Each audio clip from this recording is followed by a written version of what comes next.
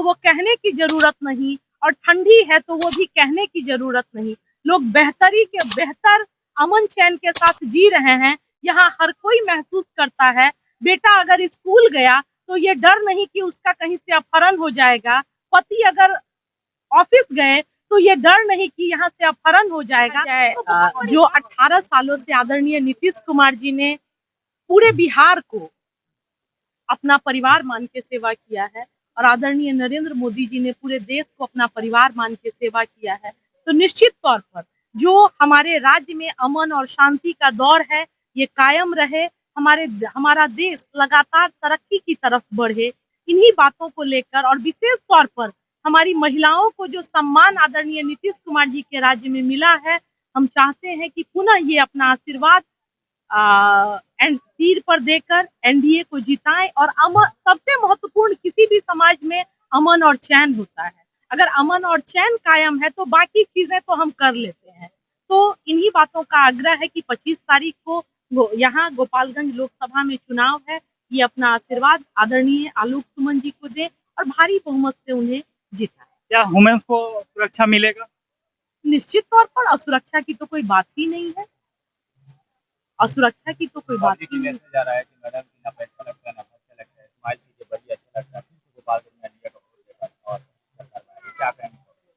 जी, ये तो बहुत खुशी की बात है कि लोग इतना फील गुड कर रहे हैं। शायद पत्रकार महोदय अभी अगर 2-3 मिनट पहले आप रहे होंगे तो मैंने कहा कि अगर गर्मी है तो वो कहने की जरूरत नहीं, और ठंडी है तो वो भी कहने की जरूरत नहीं। लोग बेहतरी के बेहतर अमन चैन के साथ जी रहे हैं। यहाँ हर कोई महसूस करता है, बेटा अगर स्कूल गया तो ये डर नहीं कि उसका कहीं से अपहरण हो जाएगा, पति अगर ऑफिस गए तो ये डर नहीं कि यहाँ से अपहरण हो जाएगा। तो बहुत बड़ी बात है कि आदरणीय नीतीश कुमार जी के राज में लोग चैन और अमन से जी रहे हैं, और लगातार बिहार और देश तरक्की कर रहा है। तो इसी विषय पे हम लोग आज महिलाओं के बीच में आए हैं। यहाँ तराना खातून जी, यहाँ से हमारी प्रखंड अध्यक्षा हैं, रीता जी हैं, इनके यहाँ मीटिंग आज यहाँ सेमरा में रखी गई थी। और बहुत मतलब मैं भाव विह्वल हूँ इस चीज को देख के, इस गर्मी में सैकड़ों की संख्या में ये किसी भी आम महिला, घरेलू महिला के लिए खा पी के आराम करने का वक्त होता है। और ये राजनीतिक जागृति का विषय है कि लगातार महिलाएं, एक तो 2 और प्रोग्राम करके चुकी मैं आ रही हूँ कि यहाँ वेट कर रही है इस गर्मी में, और लगातार आप देख रहे होंगे कि 3 ड्रॉप साइलेंस था। ये पॉलिटिकल जागृति विषय है जिसको जगाने का काम और इसको चिंगारी दिया है आदरणीय नीतीश कुमार जी, ताकि आने वाले समय के लिए बिहार की बेटियां विश्व इतिहास में अपना मापदंड स्थापित कर सके। अच्छा मैडम, गोपालगंज में बोला गया था कि स्मार्ट गोपालगंज बनेगा, और क्या क्या रही आप? देखा जाए निश्चित तौर पर ये डिमांड होना ही चाहिए। और मेरा कहना है कि लगातार मैंने फील किया है, क्योंकि मैं हर साल 2 साल पे गोपालगंज किसी मीटिंग, किसी क्रम में आती हूँ, सड़कें लगातार बेहतर हो रही हैं, अन्य चीजें लगातार बेहतर हो रही हैं, मगर विकास एक ऐसा मानक है कि जब सड़कें पूरी तरह कालीकृत हो जाती हैं तो लोगों की इच्छा होती है कि अब इसमें जरा सा भी जर्क न रहे। निश्चित तौर पर एक भारतीय होने के नाते, एक बिहारी होने के नाते मैं भी चाहूंगी कि गोपालगंज और बेहतर गोपालगंज बने, और गोपालगंज में जो काम अधूरे रह गए हैं वो आदरणीय आलोक सुमन जी पूरा करें। 7वें आसमान पे पारा चढ़ा हुआ है, क्या कुछ लग रहा है इस बार, या गोपालगंज की जनता ठंडी घर में भेजेगी आलोक कुमार सुमन जी को?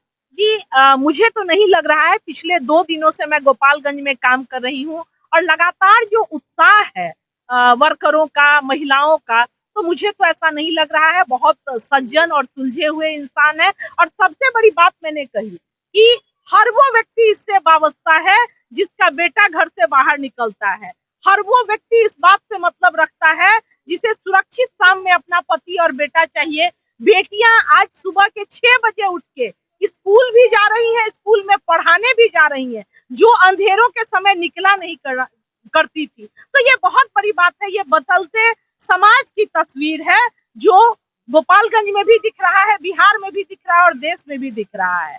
क्या कुछ कहिएगा पूरे बिहार की जनता को? देखा जाए लगातार 18 सालों से आदरणीय नीतीश कुमार जी बिहार को अपना परिवार मानकर सेवा कर रहे हैं।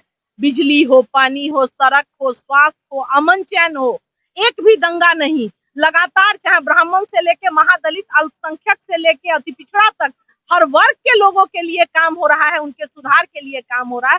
तो निश्चित तौर पर पुनः हमें लगता है कि उन्हें जनता का आशीर्वाद मांगने का और जनता को भी का भी आशीर्वाद निश्चित तौर पर उन्हें मिलेगा। मैडम, पब्लिक की ये उम्मीद बैठी थी कि डॉक्टर साहब निकलेंगे, गोपालगंज के डॉक्टर का फीस कम कराएंगे, इससे क्या कहेंगे? देखा जाए इसकी तो मुझे जानकारी नहीं थी, मगर आपके चैनल के माध्यम से ये जानकारी मिली है, तो निश्चित तौर पर मैं एक बार 25 तक तो चुनावी व्यवस्था है, उसके बाद मैं माननीय सांसद महोदय से बात करके सेमरा में जो बात आई है निकल के फी पर, निश्चित तौर पर मैं उनके संज्ञान में देने का काम करूँ।